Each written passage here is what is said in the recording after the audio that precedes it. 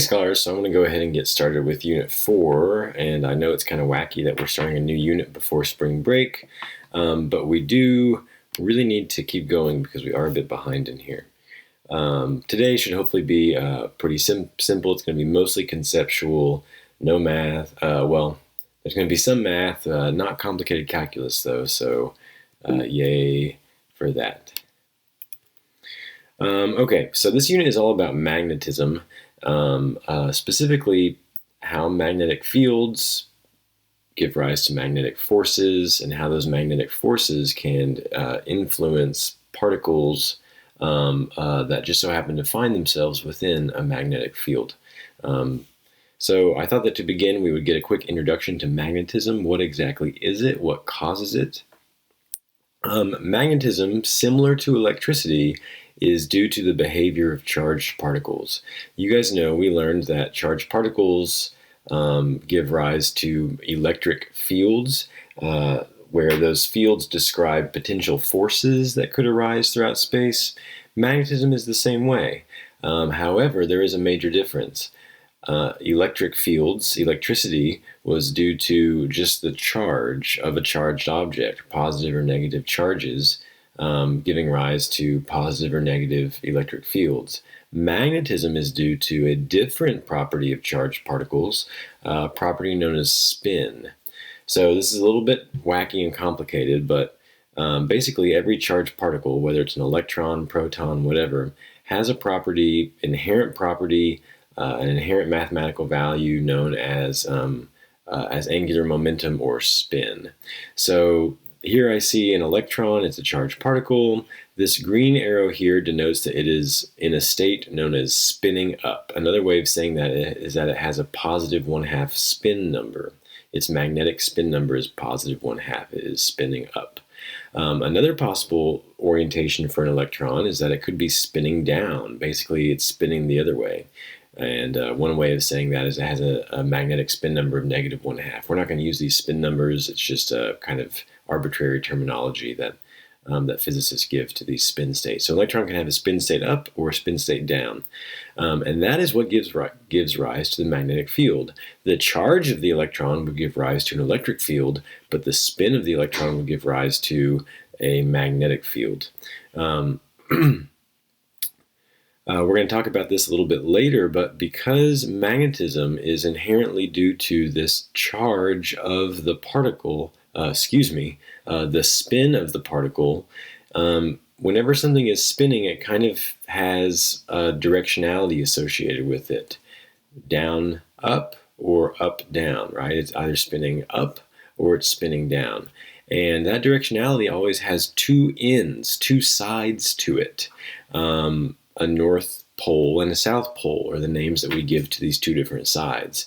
So unlike electricity, where a particle is either positive or negative, with magnetism, an individual particle will always have both a north and a south pole. In other words, it is impossible to have a monopole, just a south or a north. It's possible to have something like that for electricity, either positive or negative, but it is not possible to have that with magnetism. You will never ever just have a single isolated north pole or south pole.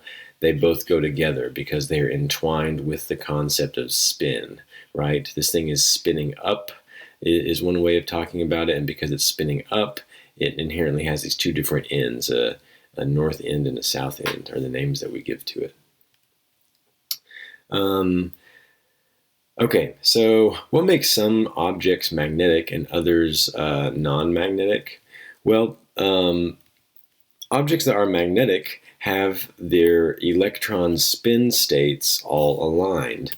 This is called ferromagnetism. There are other ways that an object could become magnetic, but in ferro coming from ferrous, meaning iron, in ferromagnetism, let me spell that out.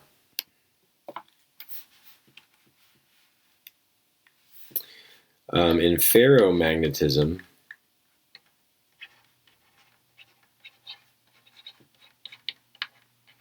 the electron spin states are all aligned. So here you can see that I have a ferromagnetic substance. I know it's ferromagnetic because I can see that If these arrows represent electron spins, those electron spin states are all aligned there, and they're aligned there, and there. In each of these little different sections of the, maybe it's a chunk of iron or something like that. Iron is a substance that does this. It has its spin states, its electronic electron spin states aligned. But this piece of iron over here would not be very strongly magnetic, because you can see that each region, we call those domains, magnetic domains. This is a domain right here. This will be another domain. This is a domain. These regions where the electrons spins are lined up within them, the domains are not lined up relative to each other. So I do not get an overall magnetic field. However, in this piece of iron, the domains are aligned, and those spin states, the magnetic fields. So remember that whenever an electron is spinning, that gives rise to a magnetic field. I would have a magnetic field being generated from this electron and this one and this one. And here, because all the spin states of the electrons are lined up, they are aligned, I would actually get an overall magnetic field emanating off of this object.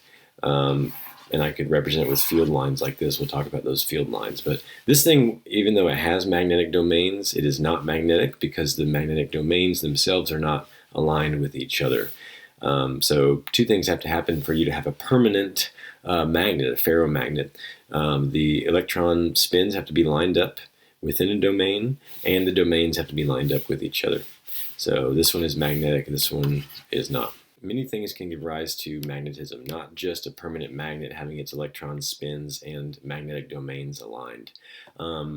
Magnetism, magnetic fields, can generate from the motion of magnetic objects, the molten nickel core of the Earth moving in a certain way, we think, is what gives rise to the Earth's magnetic field. The Earth is a big magnet.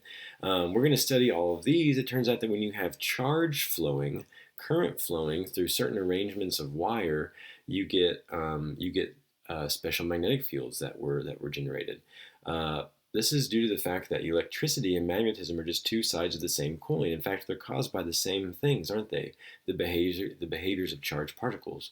So it's no mystery and no secret, and it makes pretty good sense that when we have charged particles moving, that could give rise to certain patterns of magnetic fields as well. We'll talk about that a little bit later. Okay, so real quick, I want to talk about why does a magnet attract to just a piece of metal like an iron nail, even if the nail itself is not magnetic? Well, because magnetic fields can influence other charged particles, make them line up with the magnetic field. So let's say that this diagram on the left represents an iron nail or something. It's non-magnetic. It's non-magnetic because the domains are not aligned. However, if I put that nail in a magnetic field, like near a bar magnet, then an externally applied magnetic field, that external magnetic field applied to the nail, is going to cause all of the domains to snap into line, will cause those spin states to line up, and now this thing is behaving magnetically. So the iron is magnetized, it's going to be attracted to the magnet. And of course, only certain metals can do this. It depends on the type of substance. Remember that for electric field lines, they always originated from the positive particle and moved into the negative particle. Here we have something similar. Your field lines will always move out of the North Pole and into a South Pole, very, very similar to the field lines we have already drawn for charged particles. Here I just want to remind you that we drew these field diagrams for positive and negative particles a long time ago. This would represent fields where the forces would be attractive, because everywhere in here a force of attraction is going to point away from one particle and towards another particle. They are mutually attracting each other. And over here I have forces that are always going to point away from each other. These particles repel each other. Same exact thing with magnets, north and south. The lines are continuous. I have attraction here, north and north, though. You guys know this, that like poles repel each other, and so I get these fields moving away from each other, flowing out like that. We should perhaps practice some free body diagrams. So let's say that I have a bar magnet, This is going to be really simple. And let's say this is a north pole, this is a south pole. My field lines, of course, will be going from the north to the south, just like this. Strongest at the poles, by the way, and then they get weaker farther apart as they go out. Direction pointing from the north to the south. By the way, just like the direction for our electric fields was always the force that a positive particle would feel in that field, that's how we define the direction. We define the direction for magnetic fields as the force that a north compass needle would feel. Which way would a north compass needle, which way would a compass swing? And of course, a north compass needle is going to swing away from the north and to the south. So that's why we direct the field lines from the north to the south, just like that. All right. So what's going to happen if I bring like an iron nail in here? So if I bring a nail and I bring it right here into the field, this nail is non-magnetic. It does not have any magnetism of its own. But whenever I put the nail into this external magnetic field, external to the nail itself, its electron domains snap together, they line up, and I'm going to get an attractive force. That force of attraction is going to be mutual between the iron nail and the magnet itself. So I get this mutual attraction. You know, there is this misunderstanding that it's just the nail being attracted to the magnet, but really they attract each other, because remember Newton's third law, these two forces would be third law pairs. Newton's third law says that forces have to come in pairs. If the magnet attracts the nail via force of magnetic attraction, the nail has got to attract the magnet back via force of magnetic attraction. So just don't want you guys to forget that forces always come in pairs due to Newton's third law. And that may seem spooky or weird that this just shows up, that the nail is able to pull on the magnet as well. Like, where does that force come from? And it just simply comes from the fact that the nail in an external magnetic field will itself magnetize. Okay, so here's what I want to focus on today. Magnetic fields may be generated by a moving charge or current. We're going to focus on that a little bit later. In addition to everything that we've just said about electron spin, electron domains, it turns out that when you have moving charge or current, magnetic fields are generated. But here's what I want to focus on. What happens if we have a charge that is moving through a magnetic field? That magnetic field is always going to exert a force on that moving charged particle, or on the current that is present within that field. So this is going to be our focus now. How do magnetic fields affect moving charged particles? How do magnetic fields affect moving charged particles? If you have a proton or an electron or any object carrying charge and it is moving through a magnetic field, that magnetic field will exert a force on that moving charged particle. By the way, I should take this time now to talk to you about the abbreviation for magnetic field. It is a capital B. It is a vector. Let's talk about the units for the magnetic field. How do we measure the strength of a magnetic field? Of course, you remember that an electric field was defined like this. It's the electric force divided out by a test charge, and so its units were simply newtons per coulomb. And those were the units that we used to describe the strength of the electric field. For the magnetic field, we're going to get an equation for this a little bit later. We'll get several equations to describe a magnetic field, actually. But for now, let me tell you that the units for a magnetic field end up being 1 Newton times seconds divided by coulombs times meter.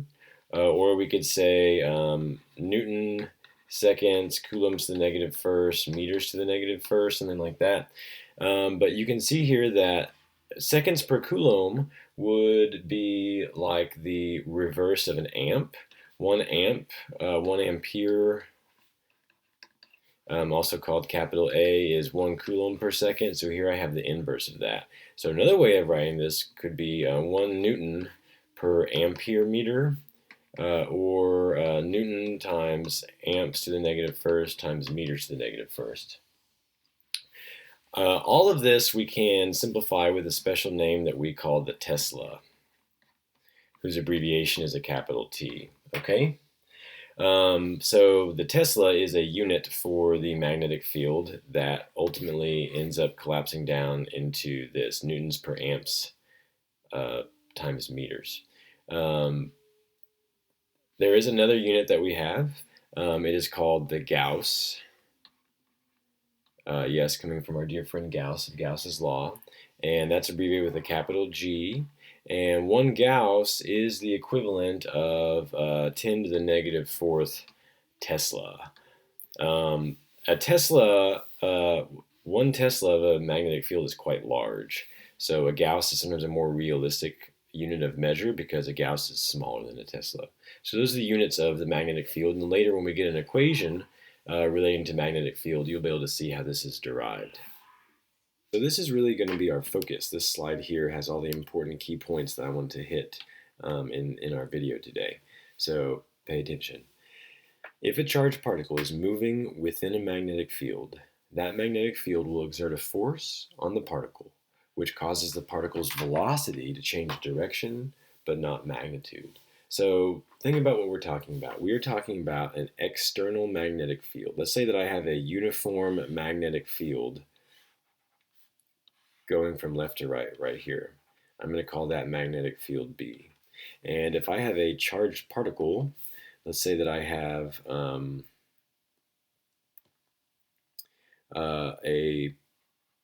electron. Now let's make it a proton.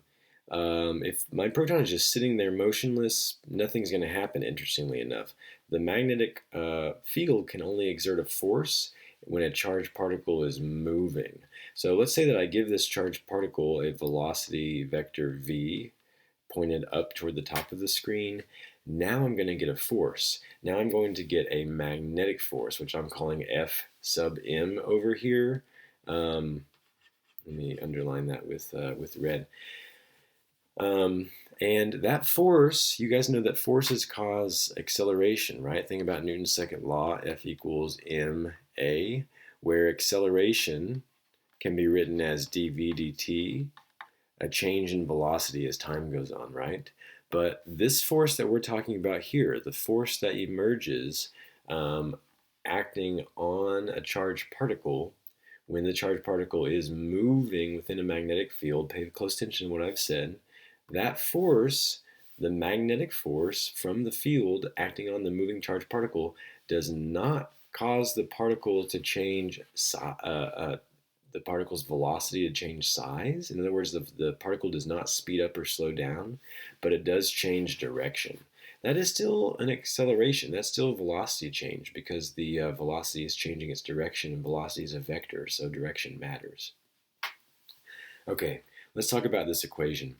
This equation, it relates the magnetic force to the 3 variables that affect it. The strength of the magnetic force is equal to Q, where Q is the size of the charge of the particle, how much charge is the particle carrying, times this term right here is known as a cross product. We're going to talk about this. This is incredibly important. The fact that I've written an X there to show multiplication is vastly important. It is not just V times B. It is V cross B. It is a cross product, and that has a specific meaning. V, of course, is the velocity of the particle, just the size of the velocity. And B is the size or strength of the magnetic field that the particle is moving through, the external magnetic field that the particle is immersed in, so to speak. Okay, let's talk right now about a cross product. A cross product is a special type of vector multiplication where we are only worried about the component of the 2 vectors that lie perpendicular to each other. In other words, if I had another particle over here, another charged particle, and it was moving with a velocity v this way, this velocity vector is parallel to this field vector. My 2 vectors, v cross b, would be parallel to each other. The cross product of that would be 0 because they have no component relative to each other that's perpendicular to each other. They are parallel. In other words, they have no perpendicular agreement. I cannot map a perpendicular component of B onto V, or map a perpendicular component of V onto B, because they have no perpendicular components in common. Whereas this particle I've drawn down here, it is perfectly perpendicular. That is a 90-degree angle to the other vector. So that is like the maximum value I could get for my cross product. Okay, mathematically speaking, this simplifies down to Q times VB sine theta. So this here is how the cross product mathematically simplifies to find the size, where that angle theta is the angle between the two vectors when they are drawn tail to tail. So here, if I were to draw these two vectors tail to tail, I would have vector V, I would have vector B kind of mapped right on top of it, and those have no angle between them. Their angle is 0. What's the sign of 0? It's 0, isn't it? However, these two vectors, when I draw them tail to tail, they have an angle of 90 degrees. The sine of 90 is, of course, 1. And so this equation would just become Q times V times B. Does that make sense? What if I had a third charged particle right here, and it was moving with this velocity vector? So to do the cross product of that, I would want to take my vector B, put it tail to tail with that vector V. I would find the angle theta between them. Right here is an angle theta, and my cross product there would be VB sine theta, sine of that angle. And of course, this is an angle that is not 90 degrees, but it's greater than 0, so the value of this would lie between these two. So if I had to rank these in terms of strength or something, I would say this one is the weakest, this one is the in the middle, and this one is the strongest, because these are already perpendicular. The cross product of that would be greatest because the sine of the angle between them is the greatest it can be. 90 degrees gives me a sine of 1. Here the sine of the angle between them is 0, and here the sine of the angle between them is something between 0 and 1, right? So hopefully you get a good sense of the mathematics of the cross product. Why it's sine theta, I don't want to take the time to talk about right now. It's actually pretty simple trigonometry, and if you want to talk to me about that later, you are certainly welcome to. Okay, so this is how you find the size of this force, and you need to understand what this force does. It ends up changing the direction of the particle, does not change the speed of the particle. In order to understand how exactly it does that, how it changes the direction, we have to know the direction of the force. We've just talked about the size of the force based on the cross product. Let's now talk about the direction. And to do this, we're going to have to discuss something known as the right-hand rule. Okay, so our whole purpose right now is to try to figure out how charged particles will change their direction, how they're going to be impacted by a magnetic field, an external magnetic field that is on them. So we know how to find the size of the force. The size of the force is very simply equal to QVB sine theta, where of course theta is the angle between these two vectors. And now we want to talk about the direction. This is kind of wacky, and this is really important. The direction of the magnetic force will always be perpendicular to both the velocity vector and the magnetic field vector. These two are always going to lie, I say always, these two will typically lie in a plane with each other. And therefore my force is going to be pointed perpendicular to that plane in which the velocity and the field vectors lie. To figure this out, to figure out the direction, you have got to use what is known as the right-hand rule. Now, to do this, in any diagram that you're given, in any drawing that you draw yourself, you're going to take your right hand. So use this example on the screen. Let's look at the left hand of this. Let's look at this side over here. Take your right hand right now, and I want you to point your fingers in the direction of the velocity vector. Notice that that one comes first in our equation. There's a reason for that. It comes first in our equation because the right hand rule will help us find the direction, and the right hand rule says that we need to take our fingers of our right hand and point them in the direction of that vector. And then we're going to take those fingers and we're going to curl them in the direction of the other vector when we have drawn the two vectors tail to tail. So do you see that this velocity vector and this field vector have been drawn tail to tail? So my fingers are pointing up right now, aligned with this velocity vector. I'm going to curl the fingers of my right hand this way. And the direction that my thumb ends up pointing when I do that is the direction of the force. So you can see that the force is pointing like out of the screen towards me right now. It's pointing towards me. My thumb is like pointing at me. So I would say that that force, of course, lies perpendicular to both of these. It's in a different plane. These vectors, the velocity vector and the field vector here, would be maybe in the plane of the screen, and the force vector is coming out to me, perpendicular to both. Now there is another way of doing the right hand rule. I will not be using this way. You are more than welcome to, and this is where you point your thumb in the direction of the velocity vector, your fingers in the direction of the magnetic field vector, and then your palm faces the direction of the force. We're doing all this to figure out the direction of the force. Why does the direction of the force matter? Because remember what this force is doing. It's changing the direction of this particle. It's changing the direction in which the velocity points. The velocity will always change to point towards that force. Okay? So this is going to help us map out and think through possible trajectories of these particles. Okay, let's keep practicing the right hand rule. This is just showing you the right hand rule a little bit better. Here you can see that this diagram's fingers are pointed along the velocity vector. And then here's my field vector, so the fingers are curling that way. And the only way to turn your right hand and get that to work is with your thumb pointing up. So the force vector is pointing up in that direction.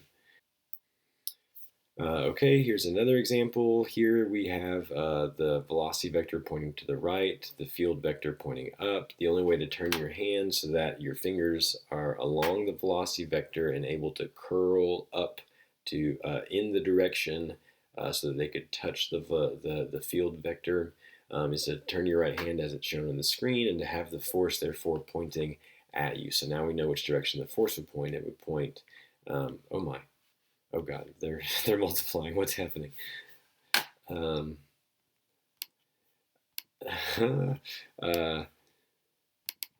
something about these right hand rule images that are just cursed, and I think this just verified that.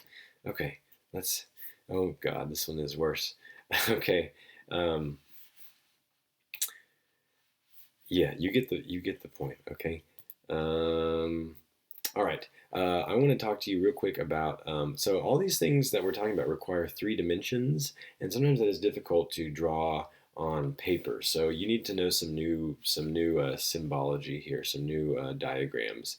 If there is a vector that needs to be going into the page, you're going to denote it with an X and a circle around it. It is as if you have shot an arrow through the page into the page, and now you can see where your little arrow feathers left a mark into the page. So that is equal to a vector going into the page. If you need to show a vector coming out of the page, you're going to draw a circle with a dot in the middle, because that is like the tip of an arrowhead emerging out of the paper towards you. Yes, it's also like other things, but let's be mature scholars, okay? All right, so let's try to interpret this drawing then. Right hand rule. My right hand is going to line up with that velocity vector v right here, and I can see that the all these pluses, that's like the x's I drew. So I can see that the field vector is going into the paper. So my right hand, I need to turn it so that I can point my fingers along the velocity vector and then curl them in towards the screen. And the only way I can do that is if my thumb is facing up. Okay, that's the only possible way. Another way of doing it, once again, is to have your thumb line up with the velocity vector, your uncurled fingers lined up with the field vector. So right now, as I'm looking at the screen, it looks like I'm handing the screen something, right? My fingers are pointing at the screen. My thumb is pointing to the right. My fingers are lined up into the screen with the magnetic field vector, which is pointing into the screen, and then my thumb is pointed to the right with that velocity vector. Therefore, my palm is facing up, which is another way of thinking about an alternate version of the right-hand rule, where your palm, you do that, and your palm is going to give you the direction of that force. Okay, so let's do some practice problems regarding all of this. So A, find the direction of the magnetic force on each of the following charges. The charge is positive and negative. Ooh, I haven't talked about negative. So everything that we just said with the right-hand rule applies only for positive charges. So if we're looking at a negatively charged particle, the force goes in the opposite direction of your thumb. Okay, so the right-hand rule, if it's a positive particle, the force points with your thumb. If it is a negative particle, the force points opposite your thumb. So like we always define things from the perspective of a positive particle, we're doing that for the right-hand rule where we're looking at what the thumb is doing. Okay, so keep that in mind. So let's look at this. In which direction is the magnetic force going to point? So I'm going to line my right hand up, my fingers with that velocity vector.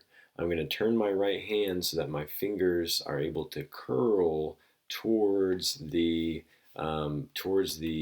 field vector B.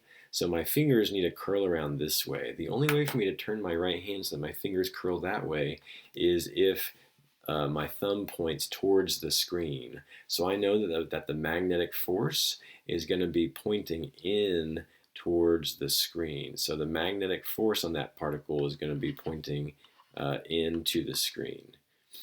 All right, let's look at this one. So I'm going to take my right hand. I'm going to get my fingers pointed down, lining up with that velocity vector. So down right here.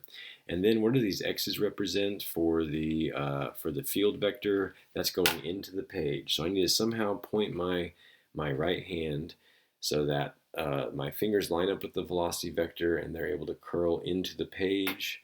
The only way for me to do that is contort my body and get my thumb. My right hand is completely upside down right now, and I have my thumb pointed to the right. So I know that the force has got to be this way to the right. One more time. My fingers need to be pointing down, but they also need to be curling into the page. So I've got to flip my hand over with my thumb pointed to the right. I have my hand completely upside down right now, like my fingers are going to touch the keyboard, and my palm is going to touch the screen, and my thumb is pointed to the right. Okay. Let's look at this one. So now we have velocity pointing to the left, and then what do these dots mean? Those are vectors coming out at us. So I need to have my my fingers pointing to the, excuse me, I think I said right earlier. My fingers pointing to the left, aligned with that velocity vector. My palm is facing me right now, and I'm going to curl my fingers towards me because I need to curl them in the direction that the field is coming. So the field is coming out at me. I need to curl my fingers towards me. The only way to do that is to have my thumb pointing upward. So my thumb is pointing up, so that's the direction of the force, the magnetic force. Okay. What direction is the magnetic force on a positively charged particle that's moving up through a magnetic field which points directly down? So let's try to draw this. I'm going to draw this right over here. So my magnetic field is going to point down, and my velocity of my particle is going to be pointing directly up, and it's a positively charged particle. Gasp, I just remembered we made mistakes on 2 and 3 up here, didn't we? I just got done saying, I'm so sorry, I just got done saying that the force with the right-hand rule is defined based on what a positive particle would feel. So what does a negative particle feel? It feels the exact opposite. So this is incorrect, this is incorrect. That is true for the right-hand rule for a positive particle, but negative particles do the opposite, don't they? Gasp of disbelief. I'm so sorry. Okay, there we go. Okay, back to part B. So which way will the force point? Well, there is no force. How do I know that there is no force? Well, because remember that the force, the magnetic force, is given as Q times the cross product of V and B, V cross B, and that collapses down to VB sine theta, sine of the angle between them. The angle between those is 180 degrees. If I were to draw them tail to tail, oh my God. If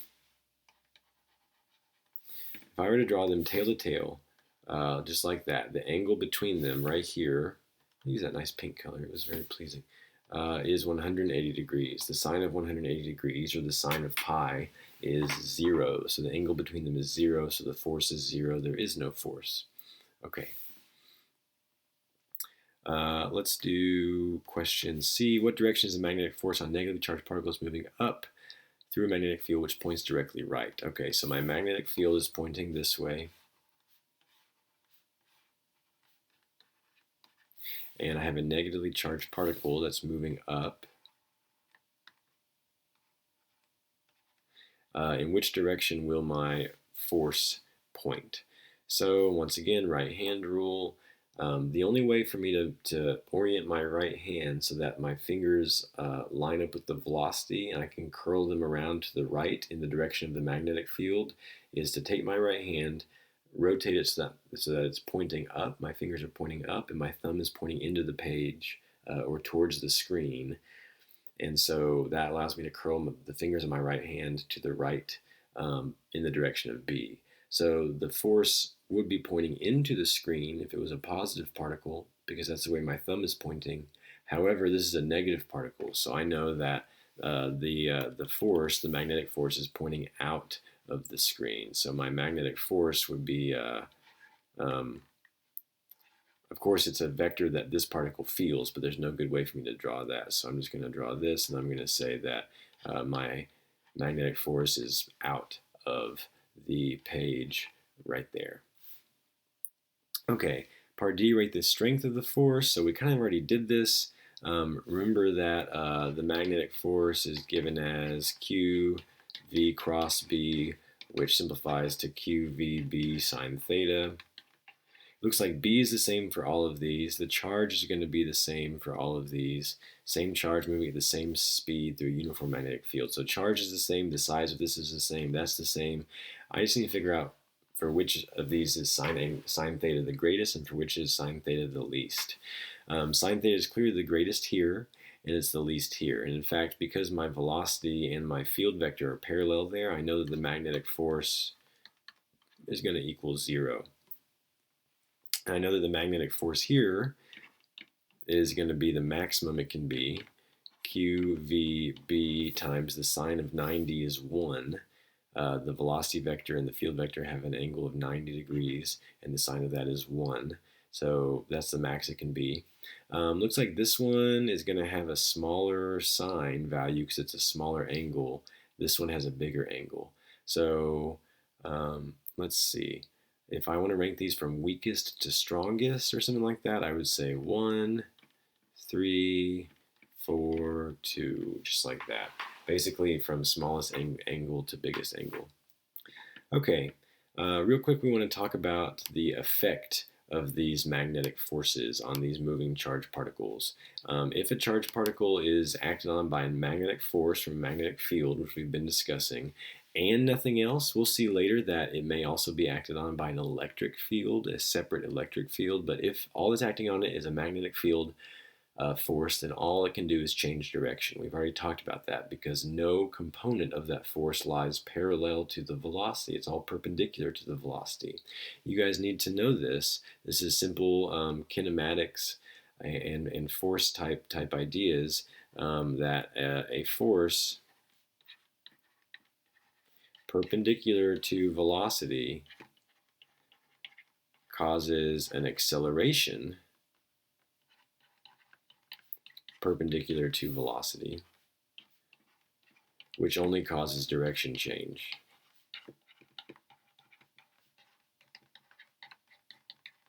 And by definition, my magnetic force is always perpendicular to velocity, so it will only always cause direction change. That direction change is going to cause my particle to have a parabolic or circular path. There are more complicated paths. It could form like a spiral or a helix. I've posted a link for you to read about that.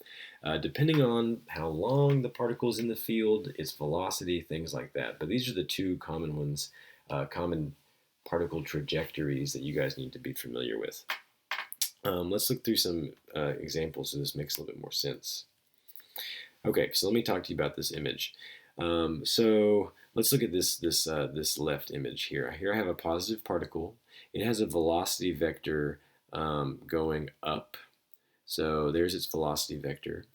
And let's see, the field is directed outward of the page. So the field is coming out at me. That means that, so use your right hand rule. Fingers straight up, wrap with your palm facing you, curl your fingers towards you because the field is coming towards you. The only way you can hold your right hand that way is for your thumb to be pointing to the right. So the force is pointing to the right. So if I have a particle that is experiencing an upward velocity like this, but is experiencing a force and therefore an acceleration because forces cause acceleration this way, force and acceleration vectors to the right, then my particle is going to change its direction slowly to the right. So you guys need to know that velocity vectors always point tangential to the path. So because the change in velocity is pointed into the middle, into the right here, the next instant in time, my velocity has not changed size, it's the same size. All it's done is tilted over to the right a little bit. So of course the path is going to look like this curve right here, this parabolic curve. And we can do the same thing for a negatively charged particle where its force will be pointing the opposite way to the left. So it's going to have a parabolic curve that way to the left.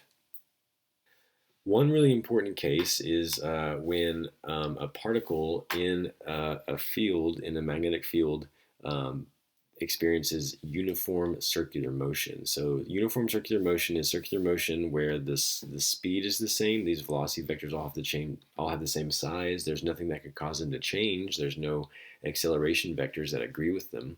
Instead, you can see that at every instant the velocity vector is perfectly perpendicular to the force vector. We could figure that out. Let's look at this particle right here.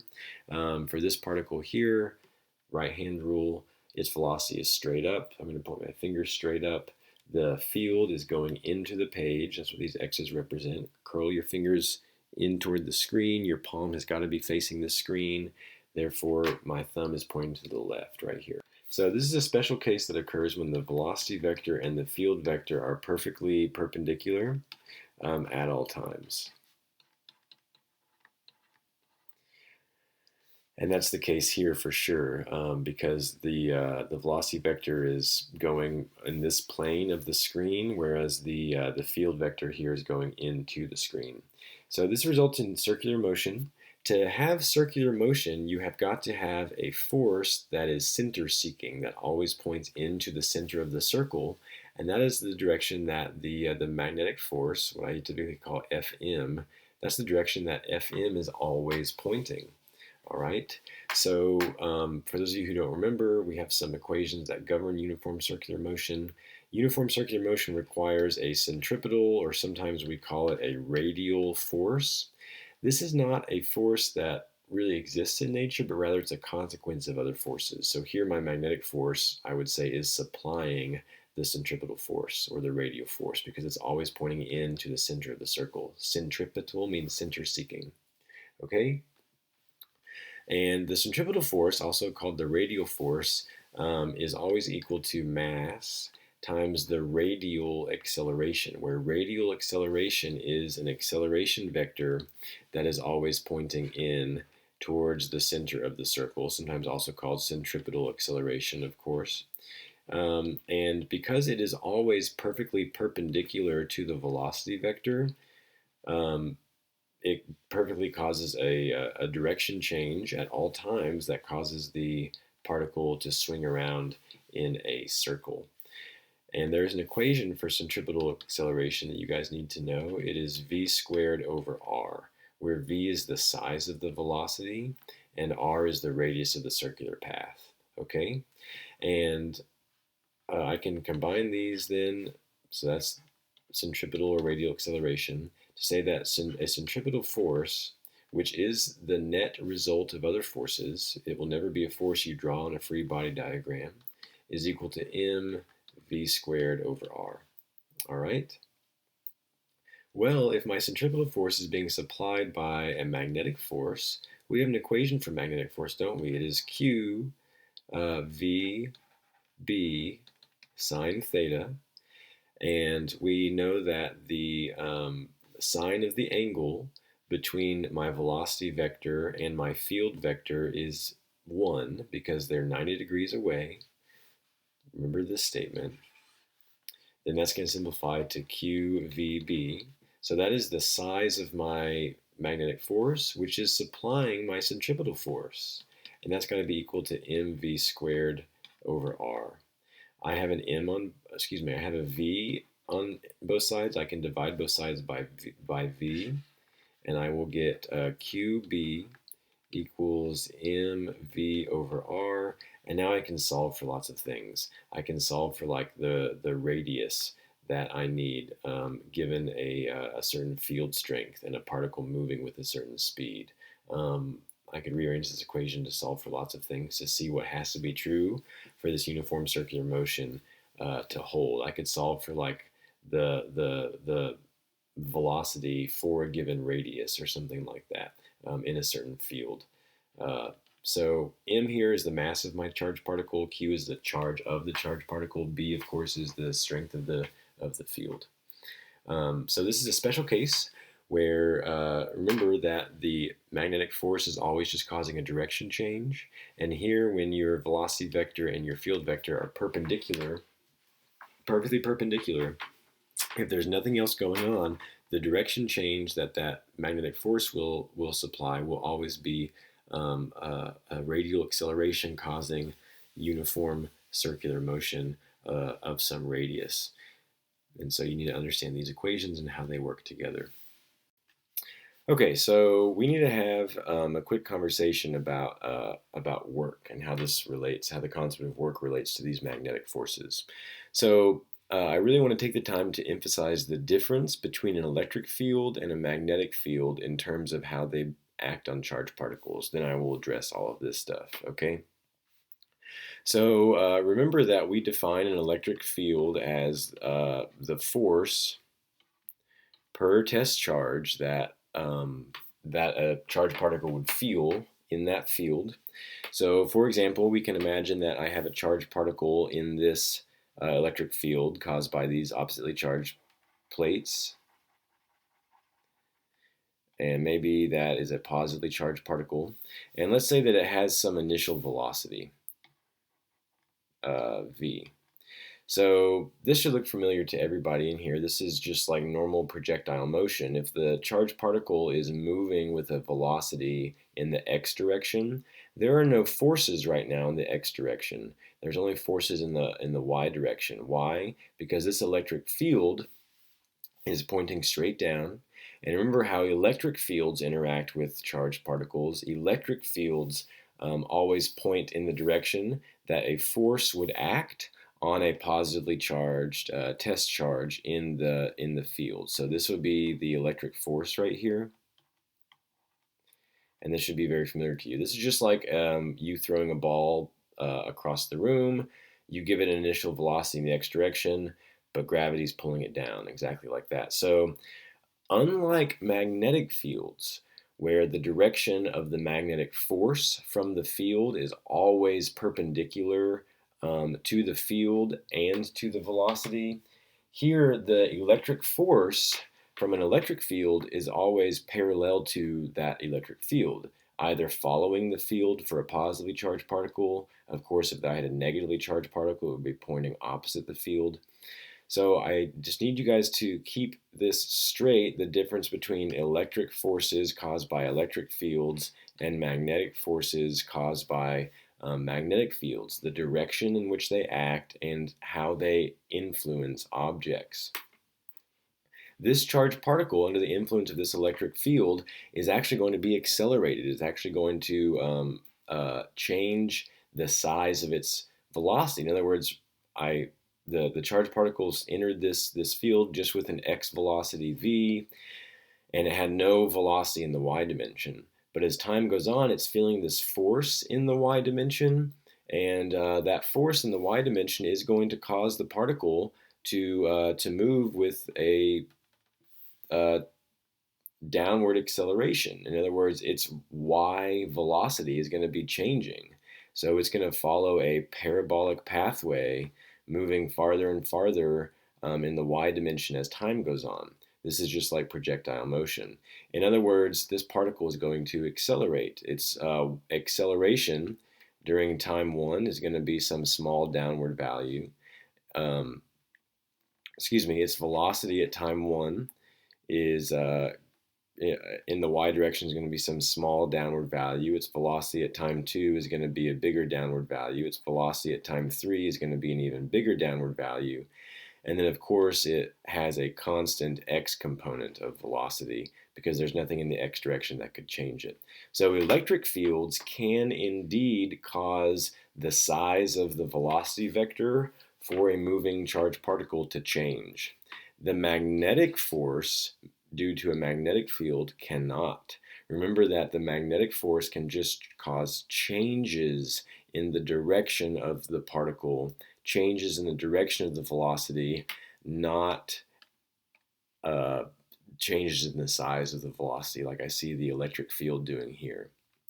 So electric fields can change the size of a particle's velocity.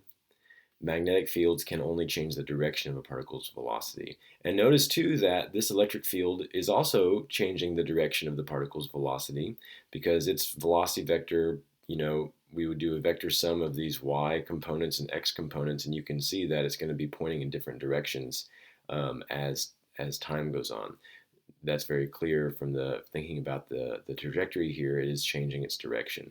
So electric fields may cause direction changes and speed change. Both of those are possible depending on the circumstance. Magnetic forces can only cause direction change. Okay. All right. So you have got to keep those two things straight. What does all this have to do with work? Well, remember that work is defined as a change in potential energy, and therefore a change in kinetic energy. If the work is internal to my system, if it's an internal force, which these fields typically are considered internal to the system, then that's always going to cause the potential energy of the particle to decrease and the kinetic energy of the particle to increase, right? So imagine that charged particle, once again, I place here in this electric field. I would say that the field is capable of doing work on that charged particle. Of course, we know that because there's a potential difference here. The charged particle is going to move from high potential to low potential. The potential energy is going to decrease, and it's going to be speeding up in the negative direction, speeding up in the negative y direction. We just saw that. It's y velocity is going to be getting bigger and bigger and bigger because there's a force acting in the same direction as the velocity. In other words, if my particle is flying through this field with a velocity v like that at the beginning it has no y velocity, but as time goes on it's going to be getting that y velocity, and that y velocity will be growing because there is an actual electric force that is acting downward in agreement with that y velocity. So I would say that the electric force from the electric field is doing work because it's going to decrease the potential energy, increase the kinetic energy. And here's another way of thinking about it that everyone needs to keep in mind. The most basic definition of work is a force that is acting over some displacement, where the force and the displacement are parallel with each other. So right here, this force is pointing down, and it is causing a downward displacement of the particle. The particle is going to get actually pulled down by that force. The downward velocity is growing. So this field is doing work because there is a component of the force that is parallel to the displacement that the particle is having each time. Now, of course, the particle is also displacing to the right because it does have that constant rightward velocity. So there's no work being done to accelerate or change the kinetic energy of the particle left or right. It's going to be moving with that same constant x velocity. But the y velocity is going to be changing because there is work that's being done in the y direction. Because this force is parallel with the y displacement. So there's work being done causing a change in kinetic energy. The particle is actually speeding up. If we wanted to say all of this in calculus terms, we would say that work is the integral of a force. Does this have to be a certain color? With the dot product of the displacement, where ds is an arbitrary position vector, and ds is the change in position. Let me remind you that a dot product worries about how the two vectors agree with each other. In other words, here I would have a charged particle. It would be experiencing a force down, and it would have a velocity vector that would be pointing right and down. So its velocity vector would be like this, and therefore that is its displacement vector as well. So if I draw these two vectors, tail to tail, I think about the angle between them, they do have some agreement. There is a component of this displacement that does lie along in the same direction as this force. So there is work being done. This force is doing work on the particle. The dot product is related with the cosine. One second, bud. So this would simplify to the integral of f cosine theta ds, where cosine theta is the angle right here between the two vectors. So what I'm trying to tell you, I guess, is that electric fields can give rise to electric forces which are capable of doing work on a charged particle, where work is a change in energy, a change in potential energy, and a change in kinetic energy to actually cause the particle to change its speed. Magnetic fields cannot do any of this because magnetic fields always work perpendicular, 100% of the time, perpendicular to the velocity of the particle, which means that the velocity vector and the force vector from a magnetic field have no agreement. In other words, the cosine of the angle between them, will always be 90, and the cosine of 90 is 0. So magnetic forces do no work. That's what I'm saying right here. Because magnetic forces do not speed up or slow down a particle, they always act perpendicular to the particle's velocity, so the cosine of 90 would be 0, the work is 0. They never do work on the particle. All they do is change the particle's direction. They do not speed it up or slow it down. Here I am reminding you what work actually is, the dot product idea, and here I'm trying to remind you that electric fields and those forces, electric forces, like in this example, can cause a particle to speed up or slow down and thus can do work. That will never be true for forces from a magnetic field acting on a charged particle. Okay, with all of our knowledge, let's do some practice problems. These are old AP multiple choice questions. Let's see how we do. Charged particles projected with its initial velocity parallel to a uniform magnetic field. So I'm going to draw this real quick. Here's my uniform magnetic field, B, and here's my charged particle. It's flying through here with an initial velocity that is parallel to that field. The resulting path, so I want to know the path that this particle is going to take. What is its trajectory? So first I need to be thinking, is there anything that could cause its velocity to change direction? Is there any acceleration that's going to happen? What causes acceleration? What causes velocity vectors to change direction? Forces. So I need to think about the magnetic force. The magnetic force is of course given by this, Q times the cross product of V cross B. And remember that simplifies down to the size of that simplifies down to QVB sine theta, where theta is the angle between the vector V and the vector B. It's quite clear to me that vector V and vector B here are parallel to each other. The angle between them is 0, and the sine of 0 is 0. So there is no magnetic force. In other words, there is nothing that can cause this particle to change its direction. So the answer is going to be D, a straight line parallel to the field. It's going to keep doing what it was doing.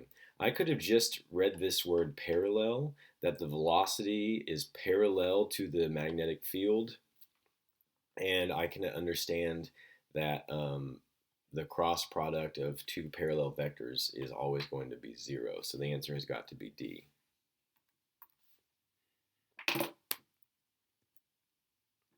Okay, let's read this one. At point X, right here, a charged particle has kinetic energy of 9 microjoules. It follows the path shown above from X to Y through a region in which there is an electric field and a magnetic field.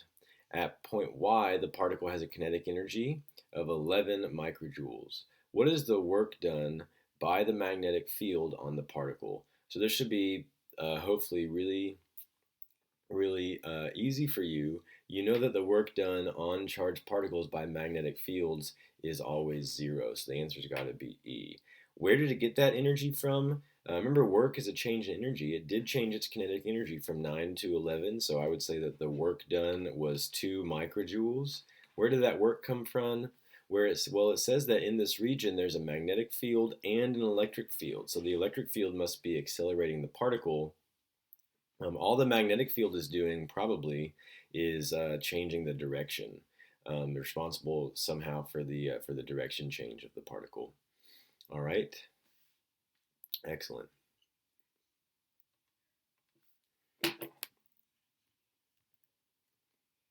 All right, here I have 2 questions about this little setup. A proton, positively charged particle, is traveling with speed v and enters a uniform electric field of magnitude E directed parallel to the plane of the page. There's also a magnetic field on the proton that is directed in the direction opposite to that of the electric force. All right, so there's several things I have got to figure out here. When the proton enters this region, It's positively charged. In which direction will it be feeling an electric force? It will be feeling the electric force up because electric forces on positive particles always follow the electric field, don't they? So there's the electric force. And now I want to figure out in what direction will the magnetic force be pointing. Okay, so notice that they're telling me the direction of the actual magnetic force. So they haven't mentioned the field yet, but rather the resulting magnetic force. I'm going to do this in magenta. So the magnetic force is opposite that the electric force. We just said the electric force is up because this is a positive particle. So the force acting on it from the electric field will always follow the direction of the field. So, oh my. So this downward arrow right here then would be the magnetic force. Okay. Which of the following is a possible direction for the magnetic field? Okay, so what do I need to know in order to understand that? Well, here's the velocity of the particle, and I know that the magnetic force is downward. So this is almost like a backwards right hand rule question. I need to have my thumb of my right hand pointing downward to that magnetic force, and I need to have my fingers pointing in the direction of the velocity. So right now I have my right hand kind of twisted with my thumb down and my palm facing me with my fingers to the right of the page. I've had to like turn my arm over and twist my wrist. And remember that my fingers then are going to close and curl towards the direction of the magnetic field.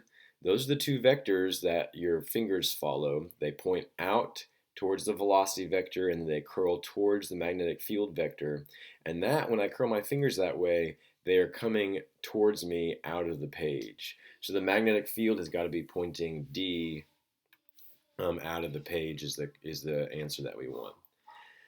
Okay, if little e represents the magnitude of the proton charge, what minimum magnitude of the magnetic field could balance the electric force on the proton? So I want these two forces to be the same size. I want them to be balanced.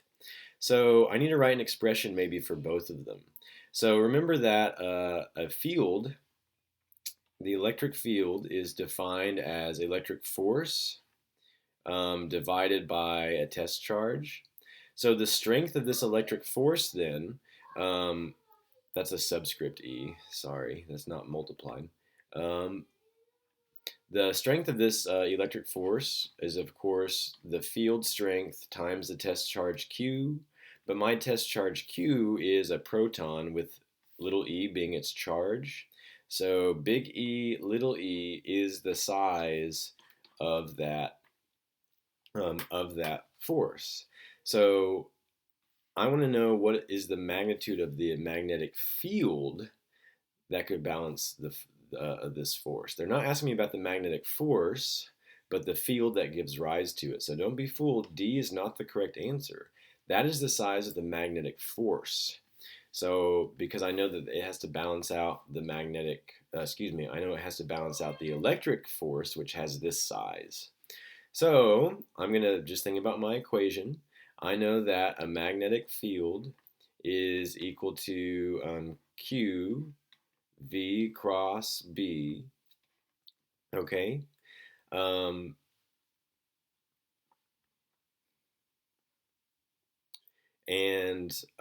Let's see.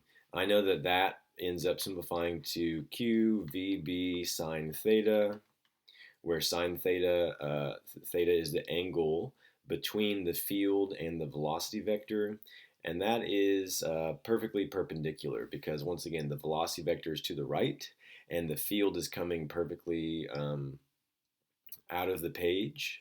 So I know that that angle there is 90, and so this is 1.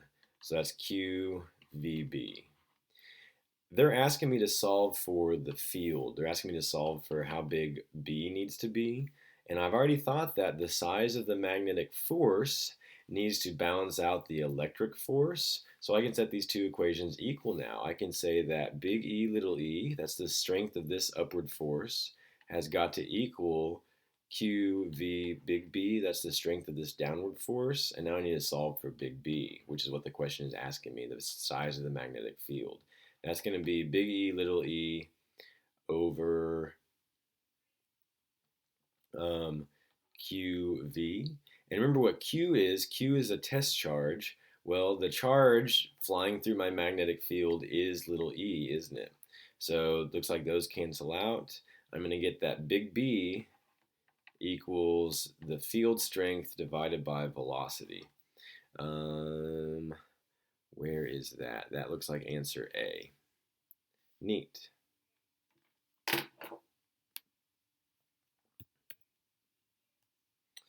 Okay, let's look at this question. In a region of space, there's a uniform B field in the plane of the page, but no electric field.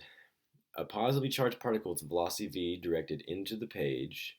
Okay, so this particle is moving away from us. Its velocity vector is directed into the page. Remember, that's what this little x means.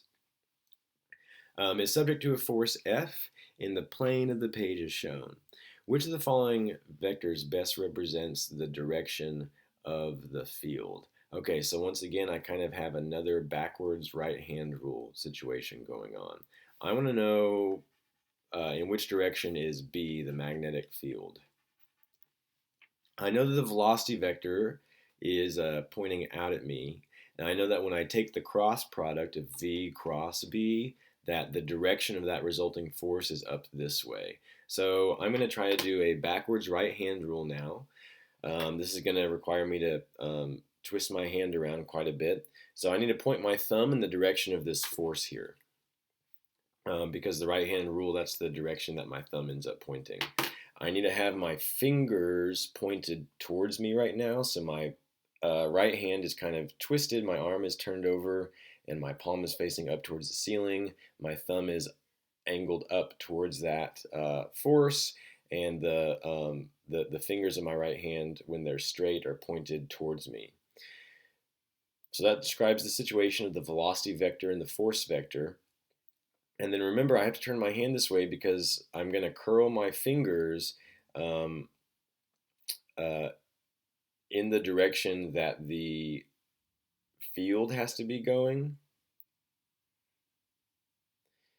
And it looks like whenever I do that, I'm curling my fingers kind of up and to the right is the direction that my fingers get curled. My thumb right now is pointing up and to the left. My fingers are pointing towards me. When I curl them to close my fist, my fingers are curling up and towards the right. Like my closed fist, my fingers are pointing up to the top right of my screen. So I know that the answer has got to be C, up and to the right.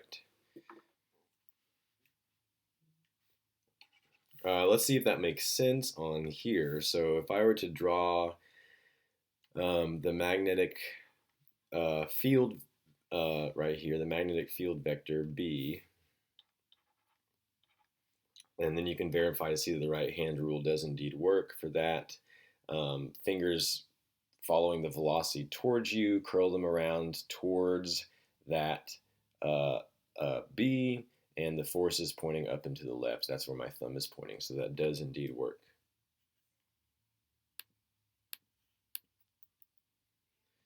All right, this is the last one that I have for us. A negatively charged particle right here in a uniform magnetic field moves with constant speed v in a circular path. So it's moving in circular motion. Which of the following best represents the radius as a function of the magnitude of b if the speed is constant? Okay. Oh boy. So let's remember that in order for something to be moving in a circle, it's got to have centripetal motion. That is defined as centripetal motion. Let me make this image right here a little bit bigger for us. Okay, so my particle is in centripetal motion right now, uniform circular motion, going with one constant velocity. So let's remind ourselves what's true. What has to be true for that? Well, at every point in the way, it's got to be experiencing a force pointed into the middle of the circle. So if my particle was here, its velocity would be pointing always tangent to the path at every instant, and its force will be pointing into the middle. If my particle is here, it's swinging around this way. Its velocity vector would be that way, and the force vector will be pointing into the middle. That's the electric force pointing into the middle at every step of the way, right? The electric force is pointing into the middle. That makes sense. If you were to pause and do the right-hand rule each time here, our field is always pointing into the page, and this is, of course, always going to give us a force pointing in towards the middle here. Remember that it's a negatively charged particle, so that force goes opposite our thumb based on the right-hand rule, okay? So I know that the magnetic force is supplying the centripetal force. The magnetic force is given by Q times V cross B, which the size of that collapses to QVB sine theta. And again, the angle between the velocity vector and the field vector is always perfectly perpendicular here, so that collapses down to a 1. So my magnetic force is QVB. Now listen, that is causing it is supplying the centripetal force. So I can say that my centripetal force or radial force, my center-seeking force, is the magnetic force. And I know that centripetal forces always cause centripetal acceleration, and that equation is right here. M times A. Forces cause acceleration. This is the equation for centripetal acceleration. So if my magnetic force is supplying my centripetal force, then I can set these two equal to each other. I can say QVB equals mv squared over r. And I'm trying to see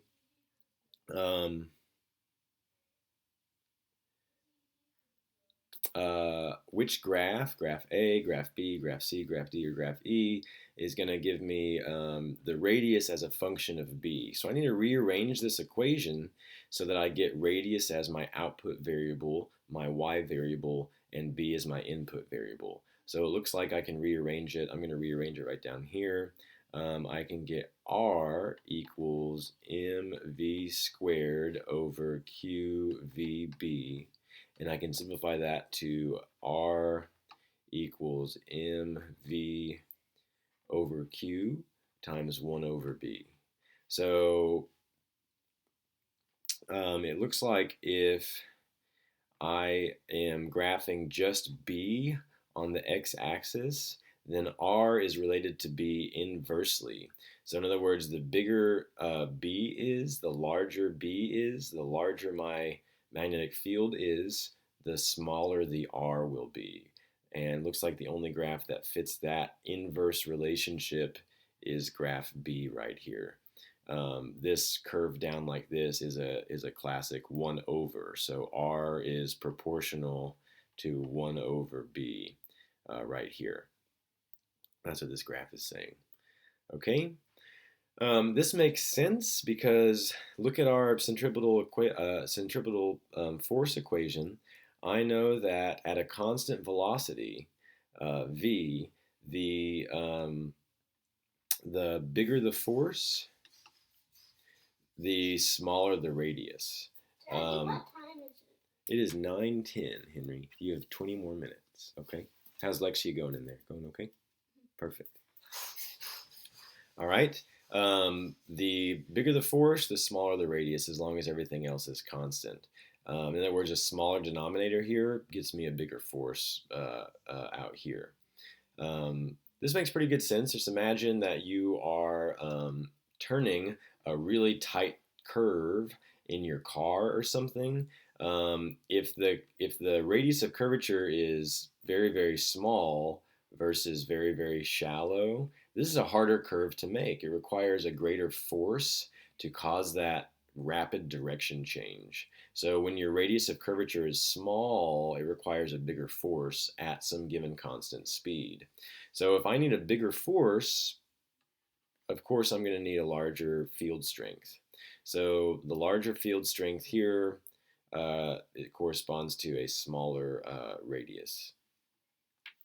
Okay, so I hope that you guys are kind of getting a good hang on how moving charged particles in a magnetic field can sometimes feel a force, and that force causes a change in direction. There are some practice free response questions I've uploaded. What you guys need to do is upload your notes you've taken on this to show me that you watched the video. I'll give you some simple points, and you need to start attempting those free response questions, those practice free response questions, so we can go over them in a Zoom meeting on Wednesday. All right, thank you all.